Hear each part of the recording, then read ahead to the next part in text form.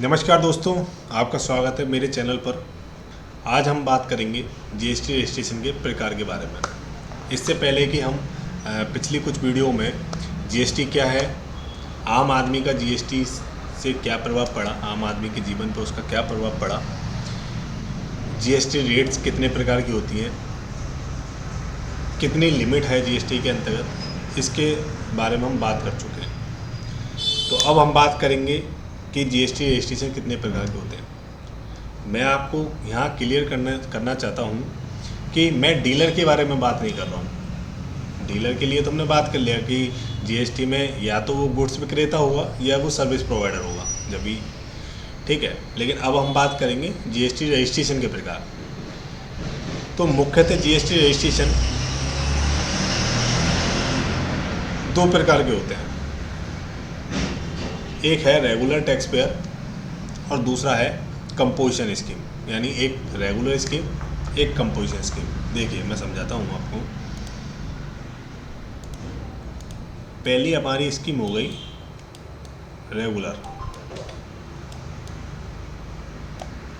दूसरी हमारी स्कीम हो गई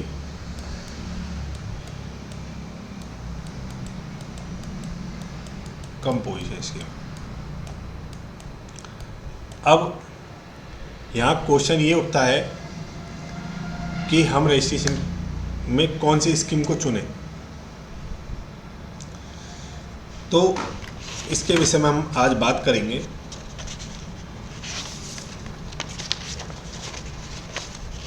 ये तो मैं आपको बता चुका हूँ कि सर्विस सेक्टर में 20 लाख से ऊपर आपको रजिस्ट्रेशन लेना मैंडेटरी है, और अगर आप किसी माल के क्रेता विक्रेता हैं तो आपको 40 लाख से ऊपर पर जीएसटी लेना आवश्यक है। जो रेगुलर स्कीम है उसमें आप गुड्स व सर्विस दोनों प्रोवाइड करा सकते हैं।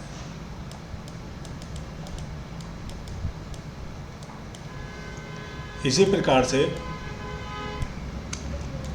कंपोजिशन स्कीम के अंतर्गत भी आप गुड्स एंड सर्विस दोनों प्रोवाइड करा सकते हैं। लेकिन इसमें एक बात है, क्या हम अगर सर्विस प्रोवाइड कराना चाहते हैं केवल, तो क्या हम कंपोजिशन में करा सकते हैं? इसका जवाब है नहीं।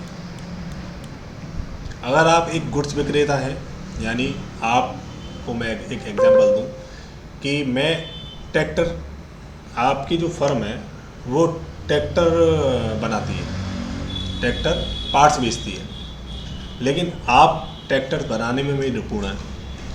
तो आप बनाने के लिए जो आप उस ट्रैक्टर को बनाएंगे तो उसमें आप देंगे सर्विस, और पार्ट्स जो आप बेच रहे हैं वो आप बेच सकते हैं। तो इस केस में तो दोनों चीज़ें दी जा रही हैं, यानी गुड्स भी दिया जा रहा है और सर्विस भी दी जा रही है। यानी बनाने का जो मेहनत है वो हमारी सर्विस हो गई, और जो हम पार्ट्स बेच रहे हैं वो गुड्स हो गए। तो हम कंपोजिशन स्कीम ऑप्ट कर सकते हैं। लेकिन केवल हम ये चाहें कि हम एक असेंबल करते हैं किसी चीज़ को, यानी कंप्यूटर असेंबल कर रहे हैं, कंप्यूटर के पार्ट नहीं बेच रहे हैं, हम तो असेंबल करते हैं, तो आप सर्विस सेक्टर नहीं चूज़ कर सकते। यानी केवल आप अगर सर्विस प्रोवाइडर हैं, यानी आप लेबर सप्लाई दे रहे हैं, आप कॉन्ट्रैक्टर हैं, आप लेबर सप्लाई दे रहे हैं, तो आप सर्विस सेक्टर चूज़ नहीं कर सकते। इसमें कुछ अपवादें भी हैं, उनके बारे में हम आगे बात करेंगे। खैर, अब इनमें क्या लिमिट है? जो 40 लाख की लिमिट है और 20 लाख की लिमिट है वो रजिस्ट्रेशन लेने के लिए मैंडेटरी है। लेकिन रेगुलर में आप कितना टर्नओवर कर सकते हैं, मैक्सिमम की बात करेंगे। मैक्सिमम तो रेगुलर के केस में कोई भी लिमिट नहीं है, यानी आप कितना भी टर्नओवर, कितनी भी सेल आप कर सकते हैं, इसके लिए आपको कोई लिमिट नहीं है। कंपोजिशन स्कीम में क्या है? कंपोजिशन स्कीम के अंतर्गत जो मैक्सिमम लिमिट है वो है 1.5 करोड़। अगर इससे अधिक आप सेल ऑप्ट करते हैं तो आपको रेगुलर स्कीमा में जाना पड़ेगा। ये किन लोगों के लिए है, अब इसके विषय में हम बात करेंगे।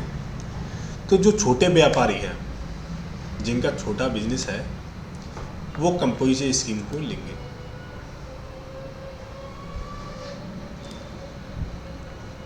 लेकिन अगर आपका छोटा बिजनेस है और वो होलसेल बिजनेस है, यानी आप जिन डीलर को माल देते हैं वो सभी डीलर B2B में रजिस्टर्ड है, यानी बिल टू बिल, यानी बिजनेस टू बिजनेस, वो सारे GST पे ही जाते हैं, तो आप उस समय रेगुलर स्कीम, यानी अगर आपकी B2C सेल है, यानी बिल टू कस्टमर, मैं आपको B2C और B2B दो शब्दों का अर्थ समझा देता हूँ। B2C यानी बिजनेस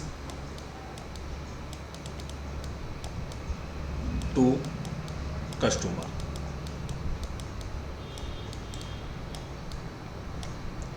B2B इसका अर्थ है बिजनेस टू बिजनेस।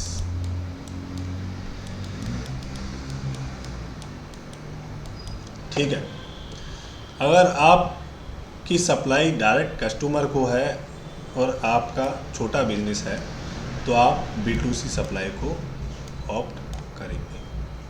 अगर आप B2C सप्लाई माना जाएगा, B2C सप्लाई माना जाएगा और आप कंपोजिशन स्कीम को ऑप्ट करेंगे। और आपका अगर बिजनेस ऐसा है जिसमें सामने वाली पार्टियां, सभी पार्टियां रजिस्टर्ड हैं, तो आप B2B की कैटेगरी में आएंगे और आप रेगुलर बिजनेस ऑप्ट करेंगे। कंपोजिशन स्कीम के अंतर्गत आप मैक्सिमम टर्नओवर 1.5 करोड़ कर सकते हैं, चूँकि ये छोटे व्यापारियों के लिए बनाया गया है। ठीक है, अगर आप एक अमेज़ॉन, फ्लिपकार्ट, मीशो यानी ऑनलाइन प्लेटफॉर्म विक्रेता हैं तो आपको रेगुलर स्कीम ही ऑप्ट करना पड़ेगा, ये मैंडेटरी है। तो इस प्रकार से आप अपने बिजनेस के बेस पर अपना स्कीमा ऑप्ट कर सकते हैं कि आप रेगुलर स्कीम में जाना चाहेंगे या आप कंपोजिशन स्कीम में जाना चाहेंगे।